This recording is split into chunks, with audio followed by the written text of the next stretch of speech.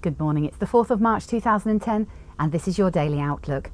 Bank of England and European Central Bank rate decisions today, both expected to remain unchanged.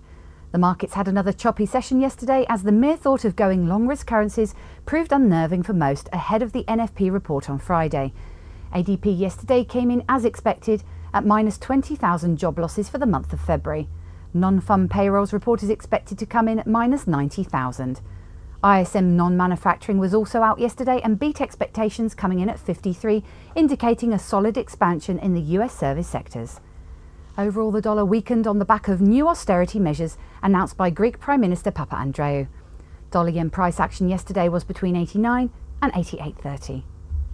In Europe, the main story was Greek Prime Minister George Papandreou's announcement of 4.8 billion in spending cuts and tax increases. New measures include reductions in public salaries, hikes in VAT, hikes in taxes on goods such as alcohol and tobacco.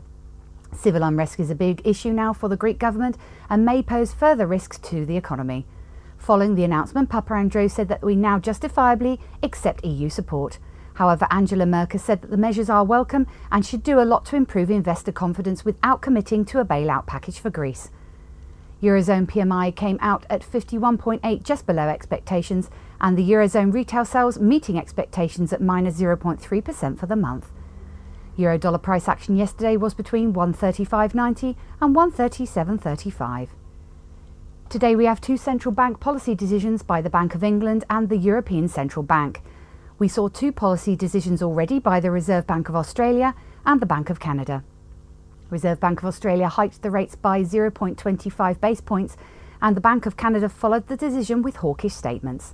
The key focus for the European Central Bank rate decision will likely be on more details in regard to the European Central Bank's exit strategies. The Bank of England's decision, however, is likely to be more volatile as the key focus will be on quantitative easing and if the Bank of England will resume its operations in the bond markets. Currencies to watch out for: the euro-dollar and the dollar-yen. The euro-dollar pivot point is at 137.40 with a preference to enter into short positions at 137.30. The dollar-yen pivot point is at 88.70 with a preference to enter into long positions at 88.75. Today's calendar and market movers: Eurozone GDP Q4 expected at 0.1%, Bank of England rate decision for March expected unchanged at 0.5%, and European Central Bank's rate decision for March expected unchanged at 1%. Now on to equity markets. US equities closed mixed yesterday with the Dow closing at minus 0.09% and the SP 500 at 0.04%.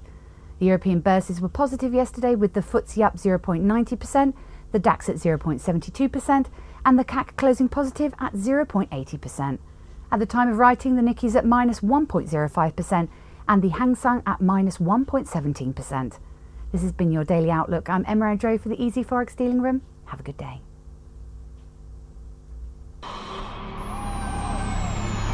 Not only have you found a great place for Forex news, you found a great place to trade it. Registration is easy. Just click Join Now. Membership has its unique benefits, such as the freeze rate, the trade simulator, the inside viewer, and personal dealers. Your personal account manager waiting for you now.